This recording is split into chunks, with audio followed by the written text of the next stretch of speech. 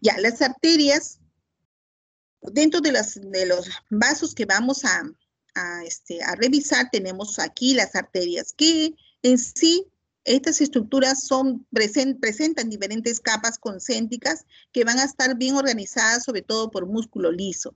Sabemos que las arterias contienen en sí más fibras musculares que las venas y que otros vasos, ¿no?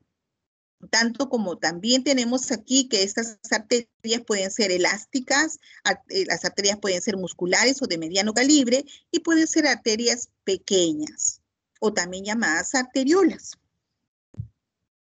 Entre los tipos de vasos vamos a ver cómo las patologías que vamos a revisar más adelante tienen que ver con el tamaño de los vasos. Tenemos que hay vasos de gran calibre, ¿no? Que son vasos grandes. Generalmente, entre ellos tenemos a la aorta y todas sus ramas, ¿no? Y dentro de los vasos medianos, tenemos generalmente a los vasos que intervienen generalmente en algunos órganos, como puede ser en el riñón, en el pulmón, ¿no? Vasos medianos. Y los vasos pequeños son aquellos capilares o arteriolas muy pequeñas que generalmente están presentes, también pueden estar en la arteria pulmonar o dentro de los vasos renales, ¿no? En la corteza, como son los capilares renales, o también puede estar en el ojo, ¿no? Que son arteriolas muy pequeñas. Entonces tenemos que los vasos grandes generalmente cuando se afectan en muchas de las patologías presentan fiebre y presentan astenia y anemia, porque son vasos que contienen mayor cantidad de sangre que su daño que puede producir lesiones más graves, ¿no? Tenemos aquí generalmente una de ellas, por ejemplo, la arteritis de las células gigantes que produce la arteritis de la temporal o también la arteritis de Takayasu. En cambio, los vasos medianos tenemos dentro de ellos generalmente ocasionan una pérdida del tejido, pueden producir una crisis o un infarto renal, ¿no?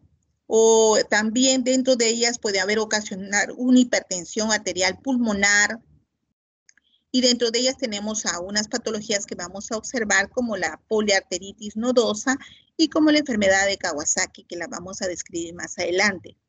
Entre los vasos pequeños, vamos a ver que generalmente aquí hay patologías, ¿no? Ya conocidas, ¿no? Como tenemos a la granulomatosis de Wegener, ¿no? Que es una patología con una triada muy característica que la vamos a poder revisar, ¿no? Entonces ya las vamos a poder describir todos estos vasos en las diversas clasificación que tenemos de enfermedades según los vasos. Y tenemos luego que todos estos vasos van a tener un desarrollo, un crecimiento y una remodelación de estos vasos. Existen tres procesos generalmente muy conocidos como es la vasculogenia, la angiogenia y la arteriogenia. La vasculogenia es una formación de vasos sanguíneos que ahí son importantes los hemangioblastos que van a migrar a la vascularización y se van a diferenciar en células endoteliales. El factor de crecimiento del endotelio vascular ahí es muy importante, que va a incorporar a pericitos y a las células musculares organizando estos nuevos vasos. En cambio, la angiogenia, vamos a ver que es el proceso de formación de vasos nuevos, ¿no? En un organismo ya maduro. O sea, si tenemos un tejido maduro, por ejemplo, a veces pongamos en el útero se va a formar vasos, ¿no? Neovasos nuevos, pequeños, ¿no? Esa es la angiogenia, la formación de nuevos vasos aparte en un tejido ya maduro, ¿no? Luego tenemos nosotros que en sí las malformaciones congénitas. Vamos a ver que hay algunas malformaciones que afectan generalmente aneurismas congénitos que afectan a los vasos cerebrales. Hay fístulas arteriovenosas que son conexiones anormales, ¿no? Que distan entre las arterias y las venas, ¿no? Y estos generalmente se hacen existen a veces, o las tenemos que realizar en forma quirúrgica para favorecer al paciente en algunos procesos, como es en la hemodiálisis, ¿no? Cuando queremos hacer diálisis a un paciente, tenemos que crear esta fístula para poder liberar a ese paciente del problema que tiene, ¿no? Para oxigenar su sangre.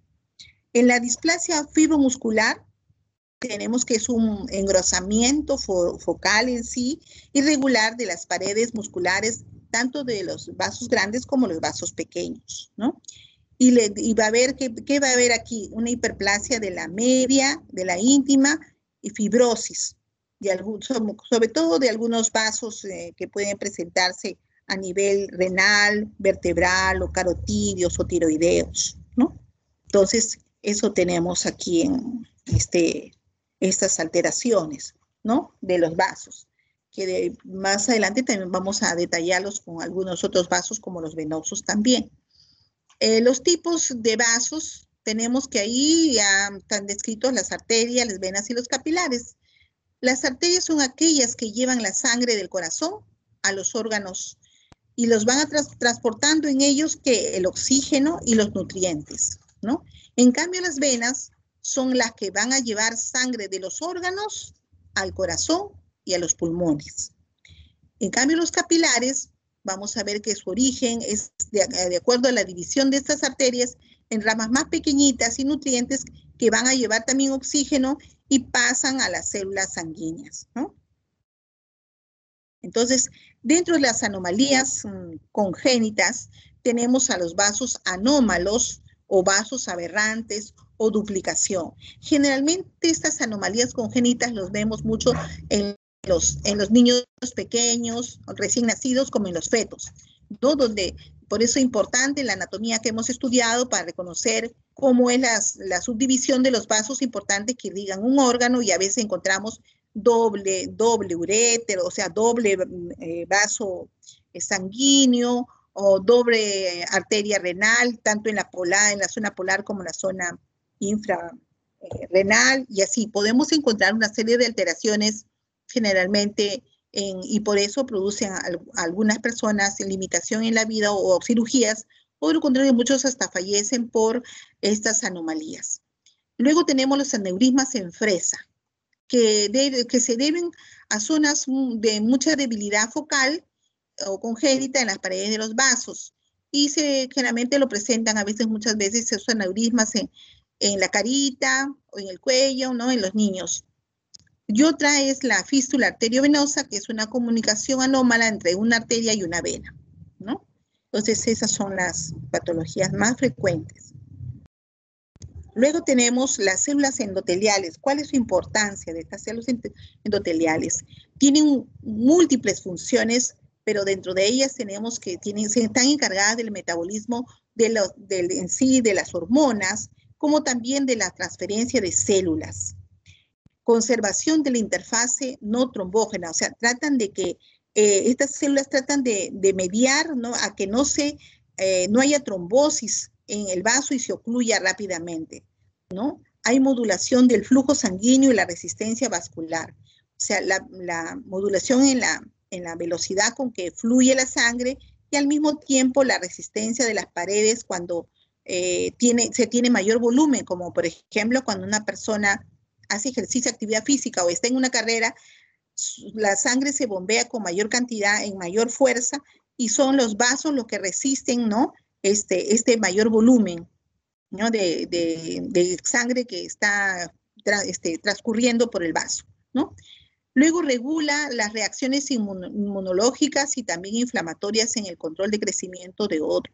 Tenemos aquí justamente que muchas de estas células intervienen justamente en los problemas inflamatorios, y que estos se den o no se den, los trata de regular generalmente, ¿no? Entonces, esa es una de las funciones que también está a cargo de las células endoteliales, de no producir trombosis, de intervenir también en regular el volumen, ¿no? Y en la resistencia que tienen las paredes de los vasos.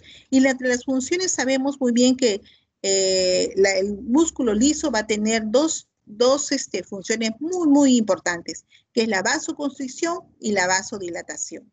Entonces, los vasos a mayor ejercicio, mayor actividad y va a fluir más sangre, se van a dilatar. Y va a haber una vasoconstricción cuando aquellos que, por ejemplo, se produce vasoconstricción, puede producirse por el frío, como también se produce la vasoconstricción por algún daño, como el cigarrillo produce una vasoconstricción de los vasos, ¿no? El sistema, la síntesis en sí de diferentes tipos de colágeno también y la elastina y los proteoglicanos son los importantes en estas células musculares que le van a dar justamente la elastina, le van a dar el tono, ¿no? la elasticidad como también la tonicidad del músculo, ¿no? La elaboración de factores de crecimiento y las citoquinas y la actividad migratoria y proliferativa es otra de las funciones que va a tener también el músculo liso. Luego tenemos que también en sí las propiedades de las células endoteliales y su funcionamiento. Vamos a ver que hay la conservación de la barrera de la permeabilidad. Vamos a ver que tiene ahí dos funciones muy importantes, que es la elaboración de reguladores, de anticoagulantes, antitrombóticos y fibrinolíticos. Y entre ellos está la prostaciclina, la trombomodulina, las moléculas de tipo heparina y el activador del plasminógeno.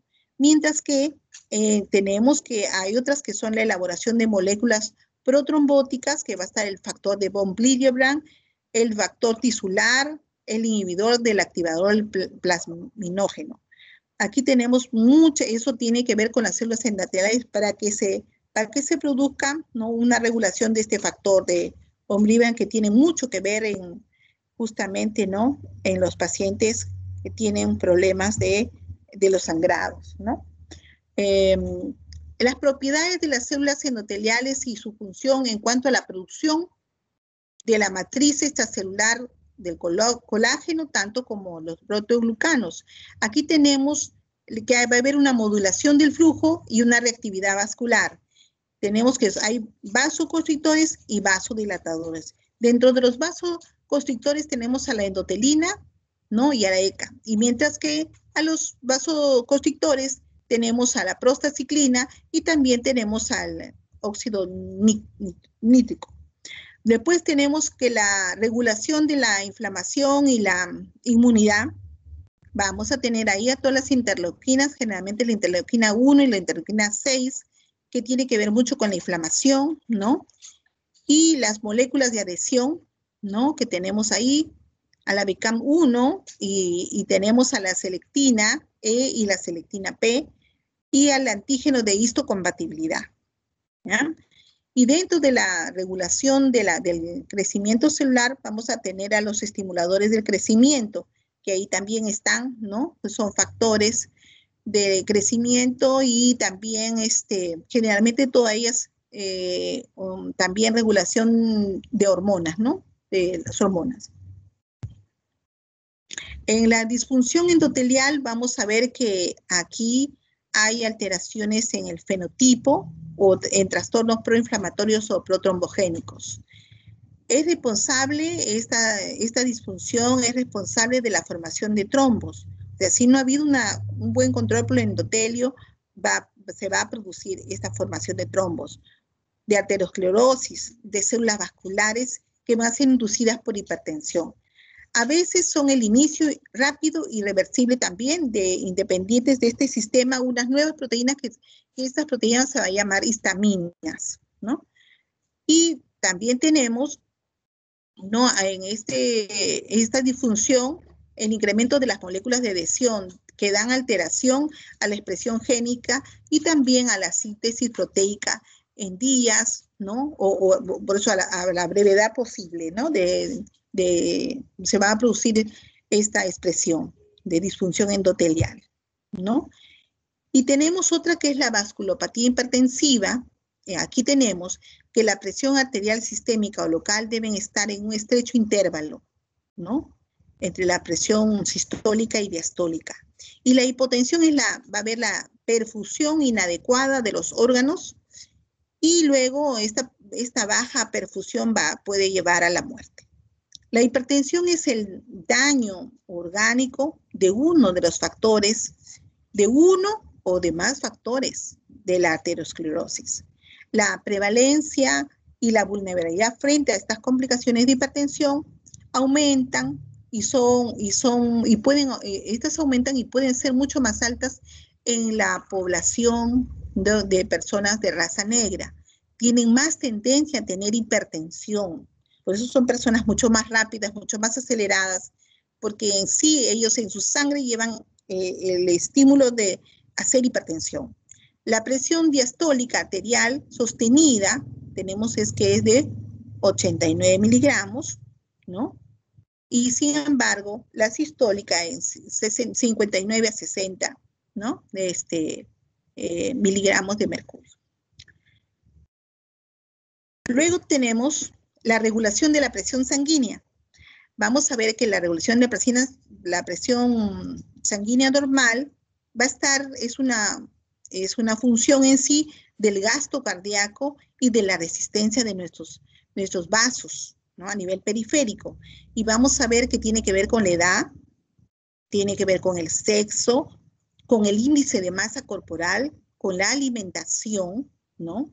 La edad es uno de los factores, el sexo, a veces la mujer y el varón tienen su presión, sabemos que es mucho más variable en el varón, muchas veces se decía por las actividades, ¿no? El estrés y muchas cosas, pero sin embargo hoy en día ambos se consideran igual porque el hombre y la mujer hoy en día trabajan y tienen las mismas estímulos de estrés, de edad y todo. El índice de masa corporal, por eso tenemos que controlarlo, porque sabemos que las personas que tienen un índice muy alto tienen sobrepeso o obesos, son los que tienen más tendencia a tener hipertensión. La alimentación también es muy importante porque aquellas personas que tienen una alimentación con comida chatarra o con muchas grasas, pues tienen más predisposición a tener presión sanguínea alta, ¿no? Y los vasos en sí resisten y exhiben una regulación y que aumenta el flujo o desencadena una vasoconstricción contra la hiperfusión tisular. Entonces, por eso es importante tomar en cuenta estos factores, ¿no? Los mecanismos de hipertensión esencial en sí tenemos que son factores genéticos que desempeñan una función determinante a nivel de la presión arterial. Y los trastornos monogénicos provocan ocasiones de formas graves de hipertensión, de la 17 hidroxilasa, defectos genéticos en enzimas participantes en el metabolismo de la aldosterona.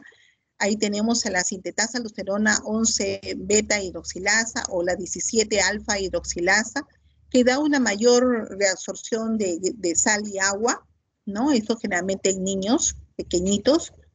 De luego tenemos a otros que afectan generalmente a las proteínas encargadas en sí de la reabsorción de sodio, ¿no? Como el síndrome de Little. Y tenemos que generalmente todos estos mecanismos son los que van a ocasionar una hipertensión, ¿no?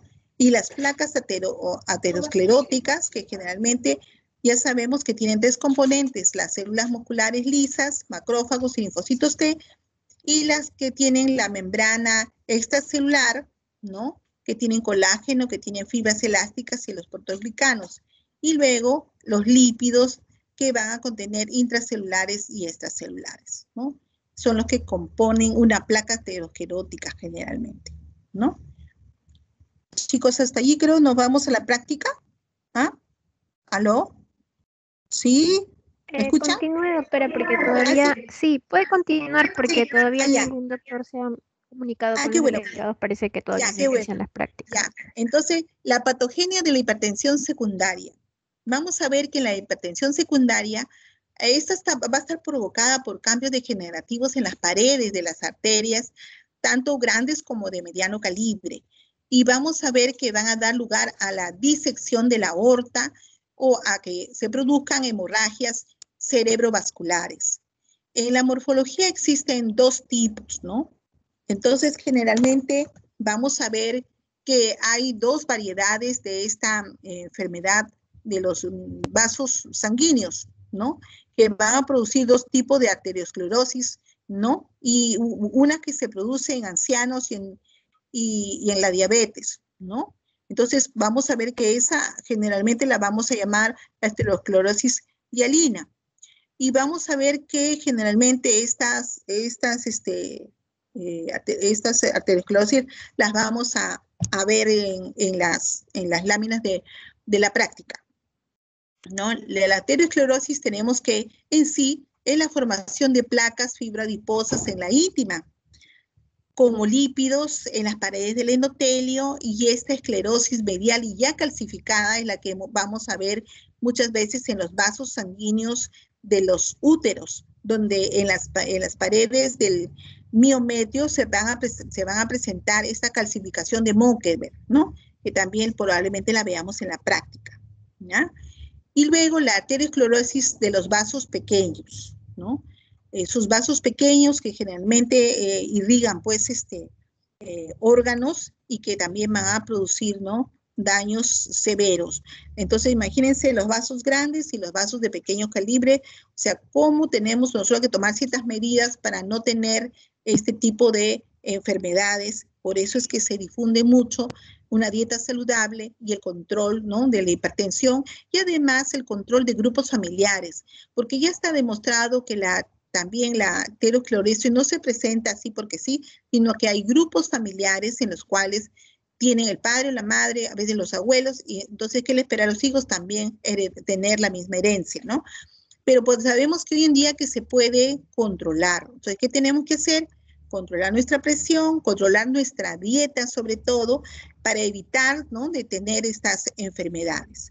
Entonces, luego tenemos que en sí la arteriosclerosis va a ser la acumulación pues de esta placa. Generalmente esta placa aterosclerótica va a estar conformada por cristales de colesterol, ¿no? Y que va a revestir la parte interna de una arteria, ¿no? Es un engrosamiento o un endurecimiento, es decir, de las arterias que van a perder pues su elasticidad. Una vez que se ha formado esta capa endurecida, ya no va a permitir que funcionen las fibras musculares lisas, y por lo tanto pierde su elasticidad y la persona tiene más hipertensión porque tiene que hacer los vasos mucha fuerza para quererse estirar y no se puede, ¿no? Y corren riesgo de rupturas muchas veces. La placa está formada por depósitos de sustancias de grasas, de colesterol, de productos de desechos de células, de calcio y de fibrina, y en las arterias medianas o también las arterias de gran calibre. La arteriosclerosis en sí es una enfermedad lenta y progresiva.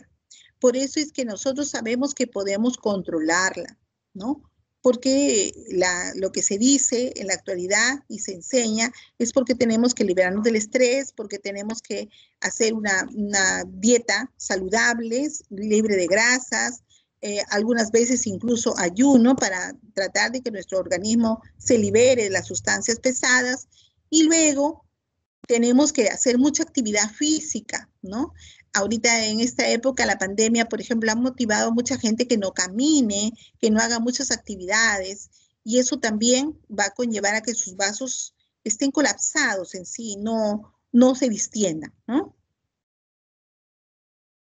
Luego tenemos que esta arteriosclerosis es un trastorno muy común en las arterias por esta acumulación de grasa y de colesterol, y que en las paredes de estos vasos se van a formar los llamados ateromas o placas. El tejido graso puede ocasionar pues erosión de la pared de la arteria, disminuir la luz y la elasticidad en sí, ¿no?, del flujo sanguíneo. Las placas pueden romperse, haciendo pues que estos desechos migren al torrente circulatorio, ¿no?, bajo la forma dentro de esta arteria como ¿cómo se llama?, desechos o pequeños émbolos lipídicos, ¿no? La arteriosclerosis también es la causa común para que exista un ataque cardíaco o una apoplejía. Entonces vamos a ver que los vasos van a formar alrededor, los coágulos van a estar alrededor de los depósitos de la placa, ¿no?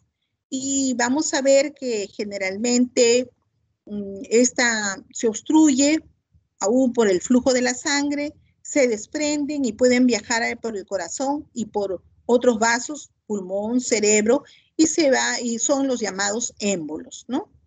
Entonces, luego vamos a ver que existen algunas hipótesis acerca del componente inmunológico que hay en la inflamación que puede ayudar a esta aterosclerosis, ¿no?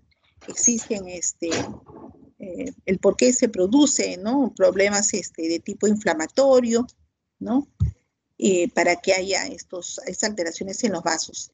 La restricción severa del flujo de sangre al músculo del corazón va a provocar que la persona sienta un dolor en el pecho, lo que nosotros llamamos angina, no una angina, es un dolor en el pecho, pero esto puede ser ocasionado también por muchos factores. Dentro de los factores de riesgo son el que el paciente fume, el cigarrillo, la diabetes, o lo contrario, la obesidad, o también que existan, ¿no?, altos índices de colesterol en la sangre, ¿no? Cuando hacemos ciertos análisis vamos a encontrar que los valores están muy altos, ¿no?, de estas grasas. Luego tenemos aquí que la aterosclerosis en sí ocasiona, como ya les decía, antecedentes familiares, personales en enfermedades cardíacas. Hay que preguntar, ustedes que ya van a llevar clínicas, no olviden preguntar a sus pacientes si han tenido antecedente de familiares que sufran de aterosclerosis o de hipertensión severa, ¿no? O severa o mediana. Entonces tenemos que hay luego en estos pacientes, si es que han habido enfermedades cerebrovasculares, ¿no?, que las personas hayan tenido medio cuerpo paralizado, ¿no?, alguna de ellas. Y luego tenemos enfermedad vascular periférica, ¿no?, o que hay una presión sanguínea muy alta, ¿no? O de lo contrario, si es que en estos pacientes ha habido algún infarto, ¿no? Entonces, todos estos factores que pueden influir en el momento de que nosotros vamos a hacer la entrevista o preguntar al paciente para ver si lo declaramos una enfermedad como la aterosclerosis o no, ¿no? En la hipertensión tenemos que el 25% de la población en sí en general es hipertensa. La hipertensión puede ser secundaria, ¿no?, a que puede haber trastornos también suprarrenales o que haya aldosteronismo primario, ¿no? Pero en sí sabemos que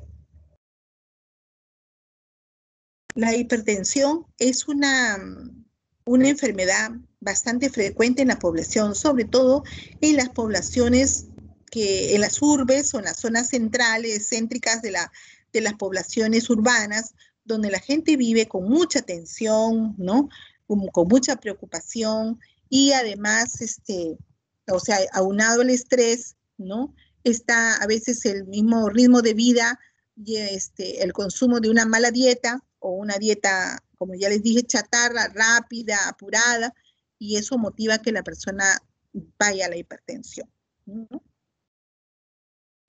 La hipertensión arterial puede también estar asociada a ciertas enfermedades, como por ejemplo el síndrome de Cushing, el feocromocitoma, ¿no?, enfermedades neurológicas, que haya patogenia esencial de la hipertensión, que hay interacción entre factores genéticos ambientales, que hay una regulación de esta presión arterial que no se está dando, un gasto cardíaco exagerado, ¿no?, o que hay una resistencia periférica total y puede producirse a nivel luego arteriolar, ¿no? Luego tenemos ahí unos agentes que son vasoconstrictores. Los agentes vasoconstrictores tenemos aquí a la angiotensina 2, a las catecolaminas, el tromboxano, o levotirienos o endotelina. Y los vasos, los agentes en sí vasodilatadores, vamos a tener las quininas, a las prostaciclinas, prostaglandinas y al óxido nítrico.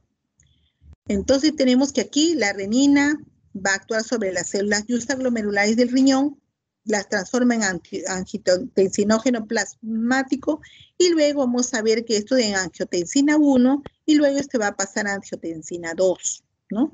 Entonces, por lo tanto, ahí ya esto va a ir a producir la hipertensión arterial.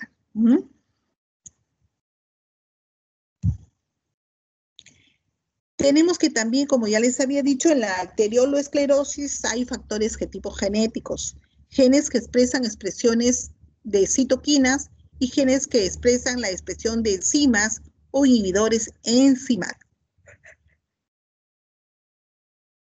Luego, tenemos en sí que ver en la patogenia de estos pacientes. La lesión endotelial va a causar en sí un aumento de la permeabilidad vascular y va a haber adhesión de leucocitos y de trombosis.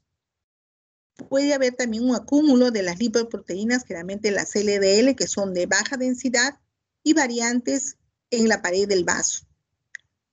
Luego que haya producción de monocitos, ¿no? Una adhesión de estos monocitos al endotelio con migración de la íntima y su transformación luego en macrófagos y células espumosas, como es la que nosotros vemos generalmente en la práctica. Y la adhesión luego de las plaquetas. Luego que puede existir también una liberación de factores desde las plaquetas activadas y las células de la pared vascular acumuladas que van a provocar una captación de estas células musculares lisas y la producción de la membrana extracelular, ¿no? Luego tenemos que va a haber también la acumulación de lípidos a nivel extracelular y en el interior también pueden producirse, ¿no? Con arteriosclerosis, ¿no? Luego tenemos que los macrófagos, ¿cómo intervienen? Van a ingerir rápidamente por medio de este receptor, ¿no? Hay los macrófagos. También producen quimiotácticas en sí, habilidades micotácticas van a producir monocitos circulantes. Luego va a haber un incremento también de la adhesión de los monocitos. Luego van a inhibir el movimiento de los macrófagos y pueden estimular para liberar factores de crecimiento y de citoquinas. Y estas citotoxinas, ¿no? De las células endoteliales van a actuar en varias formas en el músculo liso, ¿no? Luego tenemos que los sucesos para que se produzca esta aterogénesis, vamos a ver que lo primero que se produce es una lesión del endotelial, ¿sí? Ya se va a iniciar las prácticas porque hay doctores que ya están empezando la práctica. No sé si nos quedamos ahí y ya coordinamos con usted cuando vamos a continuar con la clase. Sí, porque estamos en la tendría y ahí la continuamos. Ya está yo bien. la llamo, doctora. Ya, gracias. Ya. Para que ya puedan ir a la sus práctica. prácticas. Ajá, ya. Ya. Ya.